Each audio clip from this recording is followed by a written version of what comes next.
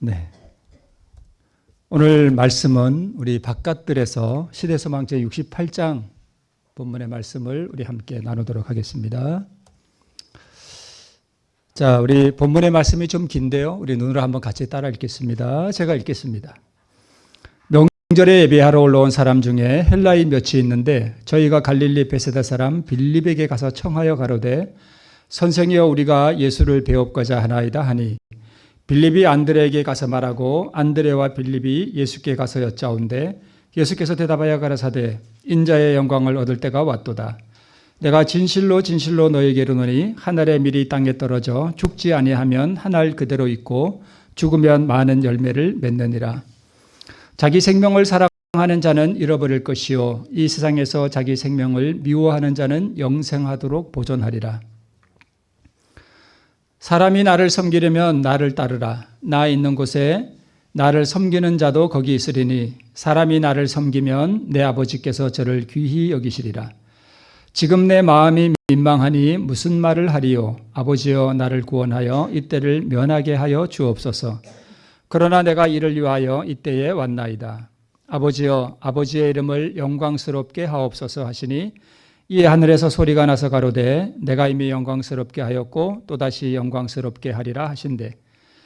곁에 서서 들은 무리는 우레가 울었다고도 하며 또 어떤 이들은 천사가 저에게 말하였다고도 하니 예수께서 대답하여 가라사대 이 소리가 난 것은 나를 위한 것이 아니요 너희를 위한 것이니라. 이제 이 세상에 심판이 이르렀으니 이 세상 임금이 쫓겨나리라. 내가 땅에서 들리면 모든 사람을 내게로 이끌겠노라 하시니 이렇게 말씀하시면 자기가 어떠한 죽음으로 죽을 것을 보이심이러라. 이에 무리가 대답하되 우리는 율법에서 그리스도가 영원히 계신다 함을 들었거늘 너는 어찌하여 인자가 들려야 하리라 하느냐. 이 인자는 누구냐. 예수께서 가라사대 아직 잠시 동안 빛이 너희 중에 있으니 빛이 있을 동안에 다녀 어두움에 붙잡히지 않게 하라. 어두움에 다니는 자는 그 가는 바를 알지 못하느니라. 너에게 아직 빛이 있을 동안에 빛을 믿으라. 그리하면 빛의 아들이 되리라. 예수께서 이 말씀을 하시고 저희를 떠나가서 숨으시니라. 이렇게 많은 표적을 저희 앞에서 행하셨으나 저를 믿지 아니하니 이는 선지자 이사야의 말씀을 이루려 하심이라. 가로되 주여 우리에게 들은 바를 누가 믿었으며 주의 발이 누게 나타났나이까 하였더라. 저희가 능히 믿지 못한 것은 이 까닭이니 곧 이사야가 다시 일렀으되 저희 눈을 멀게 하시고 저희 마음을 완고하게 하셨으니 이는 저희로 하여금 눈으로 보고 마음으로 깨닫고 돌이켜 내게 고침을 받지 못하게 하려 함이니라 하였음이더라. 이사야가 이렇게 말한 것은 주의 영광을 보고 주를 가리켜 말한 것이라. 그러나 관원 중에도 저를 믿는 자가 많되 바리새인들을 인하여 드러나게 말하지 못하니 이는 추례를 당할까 두려워함이라.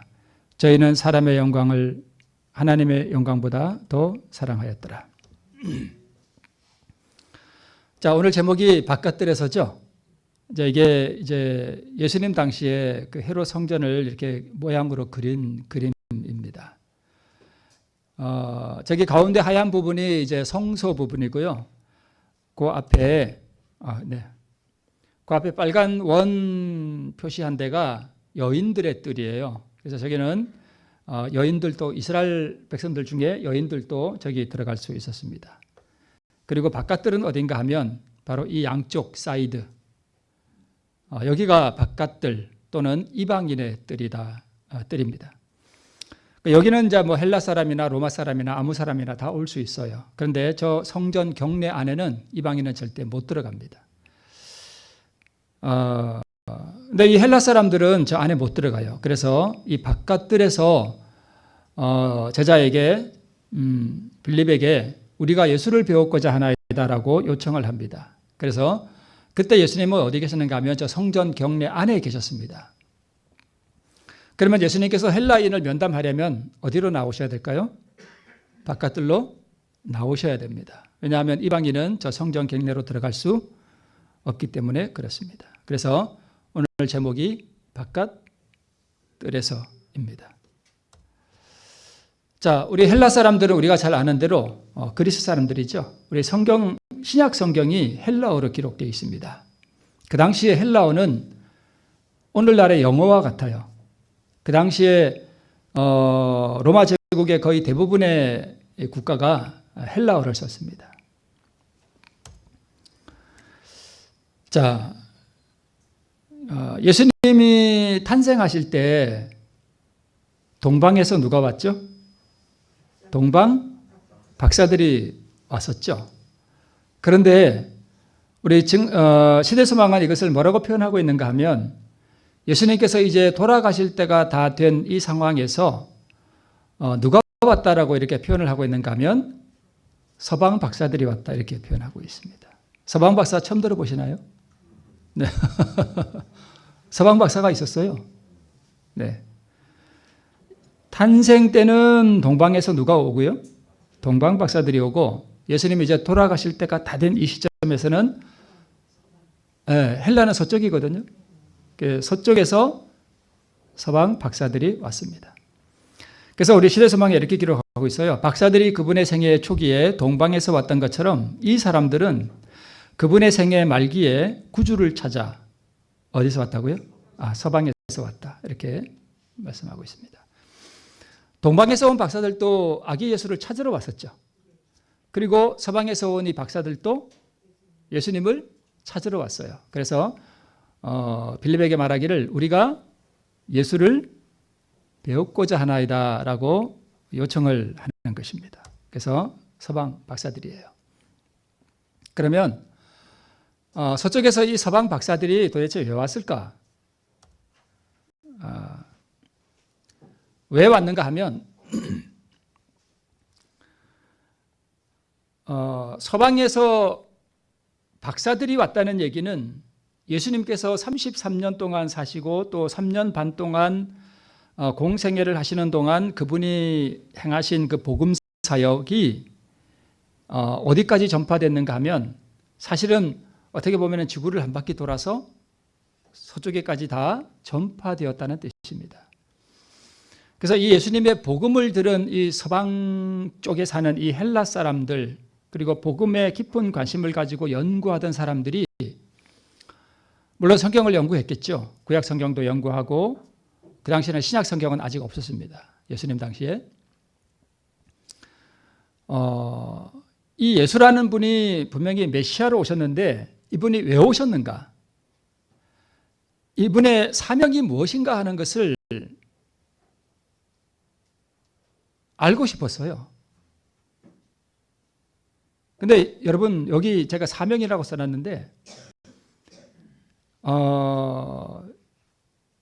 사실 이스라엘 백성들이 예수님 당시에 멸망을 받았던 이유가 뭐 다른 이유도 있겠습니다만은 멸망을 받았던 이유가 그 핵심 이유 중에 하나가 뭐냐 하면 예수님께서 왜 이 땅에 오셨는지에 대한 사명을 이해를 못했습니다.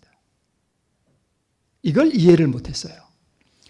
그러니까 심지어는 제자들까지도 예수님을 자꾸 뭘 세우려고 그래요? 왕 세우려고 그래요. 왜 오셨는지를 몰라요. 이게 중요한가요? 예, 중요해요.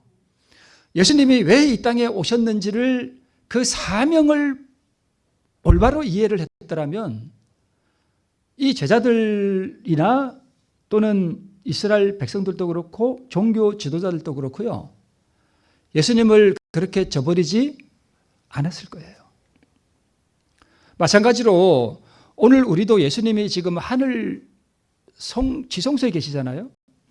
그래서 그분이 거기서 행하시는 그분의 그 사역의 사명이 뭐냐 하는 것을 이해하는 것도 상당히 중요합니다. 그런데 심지어는 누구도 예수님의 사명에 대해서 올바른 견해를 갖고 있지 못했는가 하면 침례 요한도 그랬어요. 누구도요? 침례 요한도요. 예수님의 사명을 깊이 완전히 이해하지 못했어요.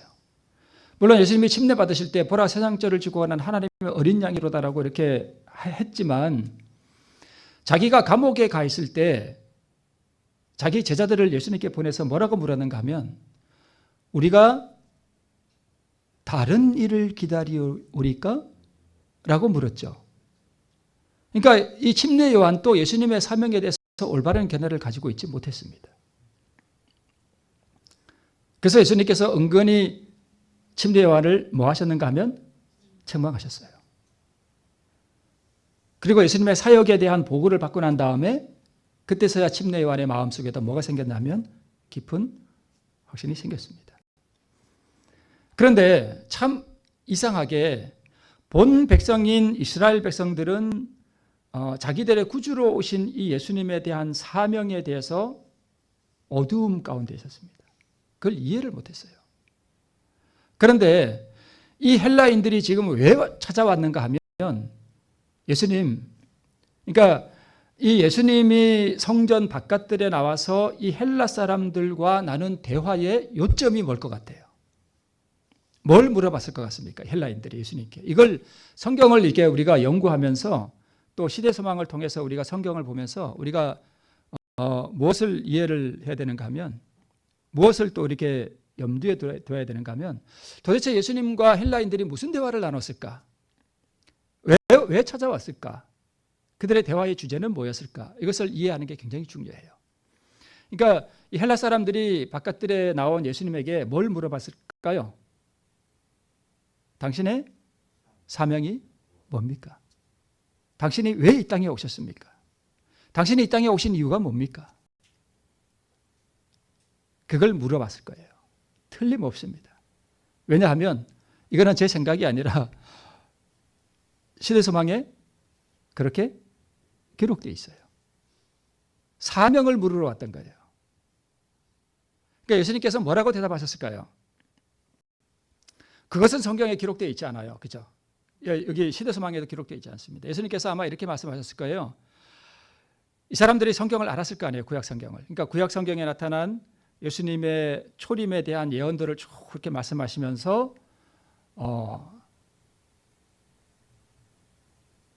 내가 이 땅에 온 이유는 하고 그분의 사명에 대해서 쭉 말씀하셨을 것입니다.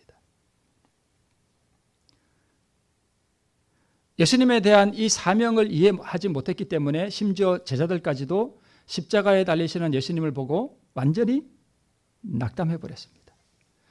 그러니까 이 헬라인들은 이 예수님의 그 사명에 대한 그 예수님의 말씀을 듣고 그분이 왜 이 땅에 오셨는지를 분명히 이해했습니다. 그분의 사명이 뭐죠? 이게 뭐예요, 여러분? 민들레 홀씨죠.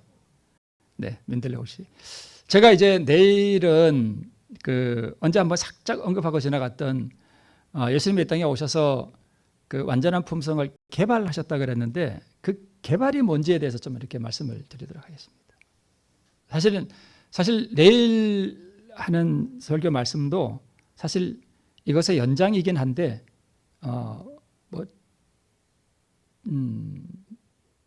사용하는 단어나 이런 것들은 조금 다르게 이렇게 하도록 하겠습니다.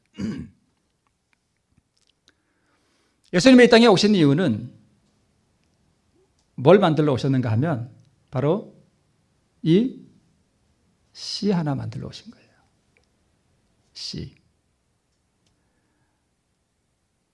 오늘 이 바깥들에서 하는 이 시대소망 본문 가운데서도 예수님이 이방인들에게 씨앗이 되셨다 하는 말씀이 있어요. 뭐가 되셨다고요? 네, 씨앗이 되셨어요. 무슨 씨앗일까? 이 씨앗이 뭘까요? 제가 그렇게 여러분들에게 많이 말씀드리는 바로 의예요, 의. 그거 만들어 오신 거예요. 그러니까 이 씨앗을 만드시고 그분이 이 씨앗을 다 그래서 이제 내일 설교의 제목은 다 이루었다예요. 제가 시대소망 79장인가? 거기에 있는 걸 제가 미리 땡겨서 내일 그냥 안식일 설교를 이렇게 좀 했는데 다 이루었다. 라고 고백하시고 말씀하시고 십자가에 죽으셨죠. 그러니까 뭘 이루셨느냐 하는 것을 이제 좀 제가 말씀을 드리도록 하겠습니다. 뭘 만드셨는가 하면 씨가 되신 거예요. 그분이 씨. 그래서 오늘 바깥들에서 하는 이 말씀 중에 이 헬라인들이 찾아왔다는 제자의 말을 듣고 예수님께서 바로 하신 말씀이 뭐냐 하면 인자의 영광을 얻을 때가 왔도다. 한 알의 밀알이 죽지 아니하면 한 알 그대로 있고 죽으면 많은 열매를 맺는다라. 이 말씀을 하신 거예요. 그러니까 예수님은 지금 뭘 염두에 두셨어요? 바로 이 씨앗. 사실은 민들레 씨앗이 아니라 밀알이죠. 그죠? 드디어 내가 씨앗을 완성하고 이 씨를 뭐 할 때가 됐다? 이제 심을 때가 됐다. 죽음으로써 이 씨를 인생들에게 전가시킬 그 때가 이르러 왔다고 주님께서 말씀하신 거예요. 자, 예수님께서 씨를 완성하셨습니다. 그래서 의를 개발하시고 씨를 땅에 버렸죠. 이게 좀 불안하네요, 그죠? 뭘로써 씨를 땅에 버렸는가 하면 죽음이에요. 죽음. 그래서 이 죽음으로써 그 씨를 우리에게 뭐 해주시는가 하면 전가시켜 주셔요. 그 의를. 그래서 이 씨가 열매를 맺고 이 열매 중 하나를 받고 그분이 부활하셨죠. 제가 언제 한번 말씀 중에 이거 다 했던 거예요. 그죠? 그래서 제가 이렇게 간략하게 말씀드리고 그냥 넘어갑니다. 그리고 예수님은 이제 이 씨를 그분이 다 만드시고 이 씨가 되신 그분이 땅에 떨어져서 죽고 많은 열매를 맺었는데 그 열매가 뭐냐 하면 바로 신성의 생명이에요. 의가 곧 생명이에요. 그래서 여러분, 우리가 구원받는 것은 단순히 그냥 하늘에 가서 사는 그런 차원이 아니라 우리가 어디에 참여하는가 하면 우리 증언의 말씀들을 가만히 살펴보면요, 우리가 예수님하고 똑같은 생명을 받아요. 예수님하고 똑같은 생명을 받고 어디에 참여하게 되는가 하면 신성에 참여하게 돼요. 이거는 보통 일이 아니에요. 흙으로 빚어져 가지고 그 더러운 죄악 가운데서 영원한 사망을 당한 우리 인생들에게, 그 더러운 죄악 가운데 죽은 인생들을 하나님께서 그 피로 씻으시고 우리에게 영원한 의를 우리에게 주셔서 그 영원한 의, 즉 그분의 생명을 주셔서 우리가 예수님과 똑같은 그 생명을 받게 하는 신성에 참여하는 자들을 만들기 위해서 그분이 이 땅에 오신 것입니다. 어떤 의미에서 완전한 하나님이 될 수는 없어요, 우리가. 그러나 어떤 의미에서는 우리가 어디에 참여하는가 하면 신성에 참여해요. 그래서 우리 구원받은 사람들은 영원한 세월을 통해서 점점 더 어디에 접근해 가는가 하면 완전하신 신성에 점점 접근해 가요. 그러나 영원히 본질적인 하나님은 될 수가 없습니다. 왜냐하면 우리는 근본적으로 피조물이기 때문에 그렇습니다. 그것이 얼마나 영광스러울 것인지 우리는 감히 상상도 못해요. 우리가 어떤 의미에서는 뭐가 되는 거라고요? 신이 되는 거예요. 뭐가 된다고요? 신이 되는 거예요. 그래서 우리에게 주시는 그 생명은 죽을 수 없는 생명을 주신다 그랬어요. 불사불멸의 생명, 예수님과 똑같은 생명이에요. 그걸 우리에게 주셔요. 이게 얼마나 놀라운 은혜인지 모릅니다. 우리가 뭐가 된다고요? 신이 됩니다. 이 말씀 듣고 오해하시는 분이 안 계실려나 모르겠어요. 아니, 우리가 뭐 신이 된다고 어떻게 신성모독적인 발언을 저렇게. 우리는 결코 완전한 신이 될 수는 없어요. 우리는 피조물이에요. 그러나 하나님께서 우리에게 뭘 주신다고요? 신성의 생명을 주셔요. 영원히 죽을 수 없는 생명이에요. 그래서 예수님께서 우리가 마지막 부활하고 호련히 변화될 때에 우리에게 주시는 그 생명은 그분 자신이 가지고 있는 그 생명과 똑같은 생명을 우리에게 주셔요. 그래서 그분은 우리의 맏 형님이 되시고 우리는 그분의 동생들이 되는 거예요. 왜 그런가 하면 예수님이 죽으실 때 자기가 가지고 있던 그 영원한 신성의 생명을 버렸어요. 그래서 아버지께서 그것을 취하시고 아버지께서 사실 그걸 농사하신 거예요. 그죠? 그리고 예수님의 생명을 산산이 쪼갰다고 볼 수 있어요. 몇 개로 쪼갰을까요? 이 땅에 사는 모든 사람들의 개수만큼 아마 쪼개신 것 같아요. 그래서 그 여러 개의 생명으로 이렇게 한 알의 밀알이 땅에 떨어져 죽지 않으면 한 알 그대로 있고 죽으면 많은 열매를 맺는다 그러는데 그 열매가 예수님의 신성의 생명이에요. 그걸 가지고 그 중에 하나를 누구에게 주신 거예요? 먼저.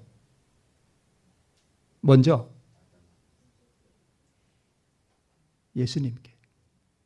그래야 그분이 부활하시잖아요. 그리고 어떤 의미에서 이 많은 맺은 열매들을 누구에게 주셨는가 하면 예수님에게 주셨어요. 뭐 하라고요?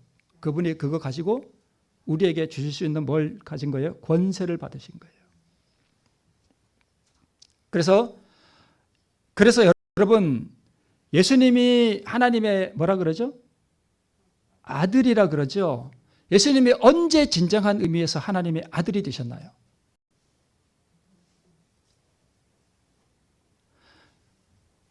아들은 아버지에게서 뭘 받죠? 생명을 받죠.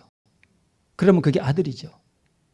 예수님이 부활하실 때 아버지로부터 뭘 받았죠? 생명 받았습니다. 그래서 진짜 하나님의 아들이 되시는 것은 언제 아들이 되셨냐면 언제요? 부활 때예요. 그래서 거룩하게 하시는 자와 거룩하게 함을 입은 자들이 다 어디서 난지라? 하나에서 난지라.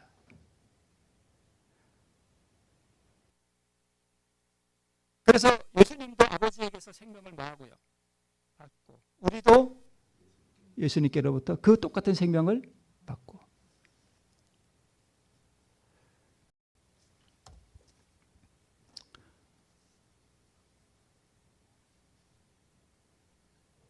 그 하늘에서 무궁한 세월 동안 우리가 영원한 신성의 생명에 계속 그 신성에 접근해 간다는 것은 정말 놀라운 것입니다.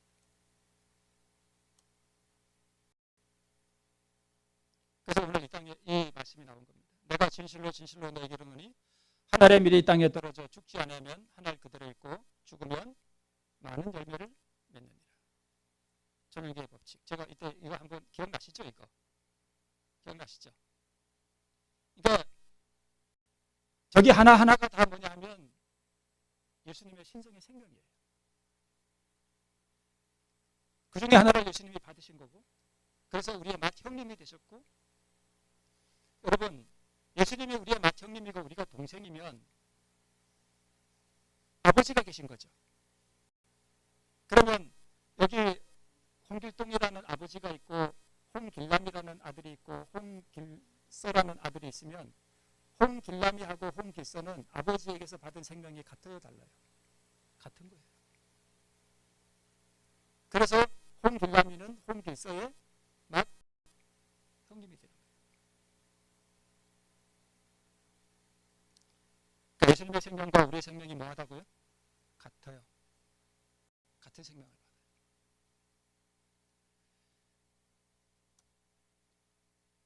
여기 나오죠. 헬라인들은 그분의 뭐에 관하여 진실을 알고자 했다고요? 사명에 관하여 진실을 알고자 했다. 이스라엘 백성들이 그렇게 까마득히 몰랐던 예수님의 사명. 그래서 예수님이 어떤 사명을 가지고 이 땅에 오셨고 그분이 어떤 과정을 통해서 그런 것을 만드셨고 어떤 과정을 통해서 우리에게 주시는가에 대한 것을 우리가 이해하면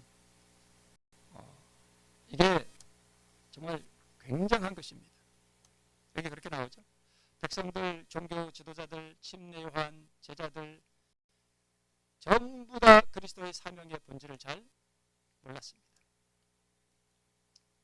여기 이렇게 그렇게 나오죠. 마가복음 16절 주의 말씀에 인성 속에서 그분이 내어 던지신 그 생명을 다시 취하사 그것을 인류에게 뭐하시며 주시며 인성 속에서 그분이 내어 던지신 그 생명은 무슨 생명이에요? 신성의 생명이에요.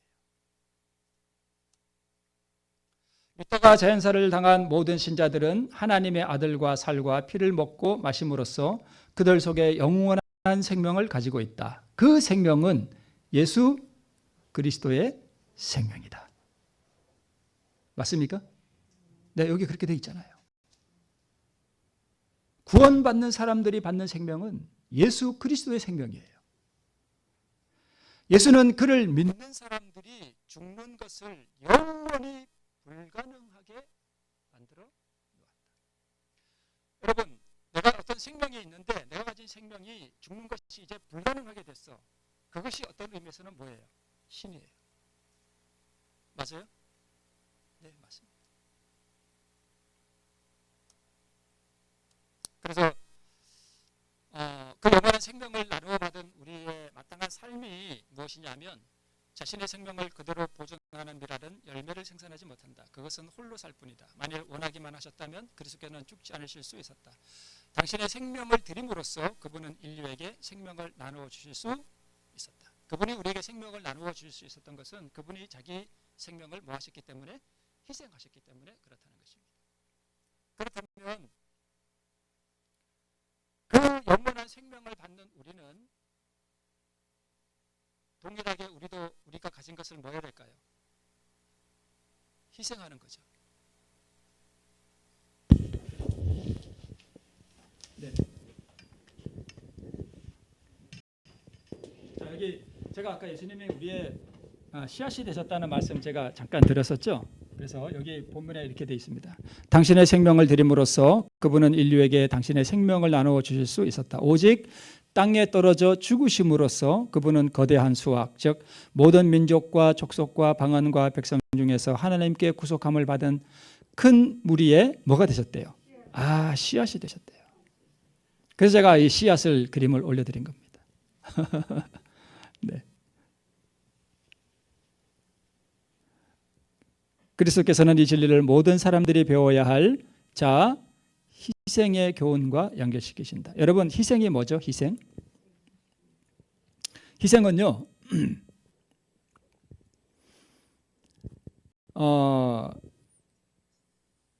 내가 가진 것 전부를 주는 게 희생이에요. 예를 들어서 저한테 1억이 있어. 1억이 있는데 누가 병원에 갔는데 수술비가 없다 그랬어. 그래서 내가 1,000만 원을 줬어. 그것은 진정한 의미에서 희생이 아닙니다. 뭐가 희생이냐 하면 어떤 사람이 이렇게 막 죽어가고 있어. 근데 이 사람이 심장이 지금 잘못됐어. 이 사람이 살 수 있는 방법은 누군가의 심장을 주면 살아. 근데 내가 내 심장을 저 사람을 위해서 주는 거, 그게 진짜 희생이에요. 그러면 내가 심장을 떼주면 나는 뭐예요? 죽는 거예요. 그게 희생이에요. 그래서 이 세상에서 이 완전한 희생을 치르신 분은 오직 누구밖에 없을까요? 예수 그리스도밖에 없습니다. 그분은 십자가에서 쇼한 게 아니에요. 자기 생명을 우리를 위해 영원히 내어 버리셨습니다. 아주 주셨어요, 우리에게. 그러니까 자기 심장을 우리에게 다 뭐 하신 거예요? 주신 거예요. 자기 심장을 주신 거예요. 그죠?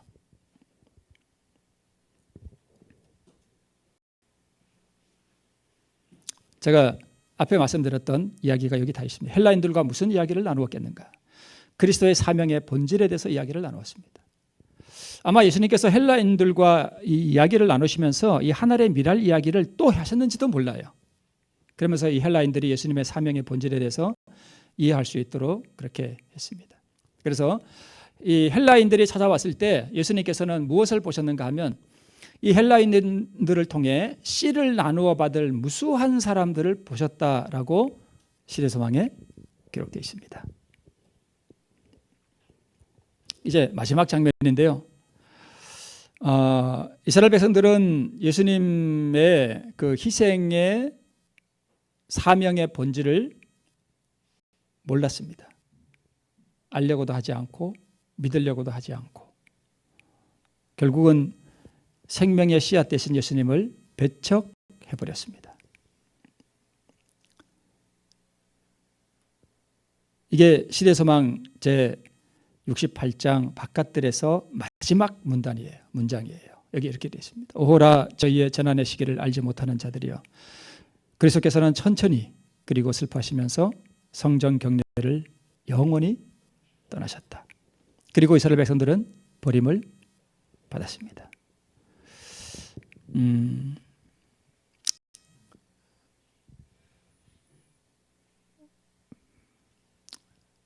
역사는 뭐 한다고요? 반복됩니다. 이스라엘 역사가 아마 이 마지막 시대 지금도 반복되고 있고요. 제가 어떤 분들과 이렇게 통화를 이렇게 가끔 하는데 우리 교회도 그렇고 세상도 그렇고 다 마찬가지예요. 그 옛날 역사가 똑같이 우리 시대에 뭐 한다? 반복된다. 우리 지금 하늘 지성소에서 우리를 위해 중보하시는 그 주님의 진정한 사역이 무엇이며 내가 그 사역에 합당하게 행동하는 것이 무엇인지에 대해서도 우리가 바로 이해하는 거 상당히 중요하겠죠. 내일 그 부분을 또 다른 색깔로 좀 살펴보는 시간들을 갖도록 하겠습니다. 여러분, 우리가 신성에 참여한다는 거 이게 보통 일일까요? 이거 정말 대단한 일입니다. 어떤 의미에서 우리가 신이 된다니까요. 예수님도 그렇게 말씀하셨죠. 하나님의 말씀을 받은 사람들을 뭐라고 부른다고요? 신이라 부른다고 그랬습니다. 이거는 신성모독이 아니에요. 그래서 우리가 지금은 이렇게 어두운 세상에 때로는 불안과 염려 가운데 살아가지만 우리 앞에는 정말 영광스러운 미래가 펼쳐져 있는데 그것을 내 것으로 삼느냐 못하느냐는 오늘 나의 선택에 달려 있습니다. 그 영원한 신성에 참여하시는 우리 모두 되시기를 바라면서 말씀을 마치겠습니다.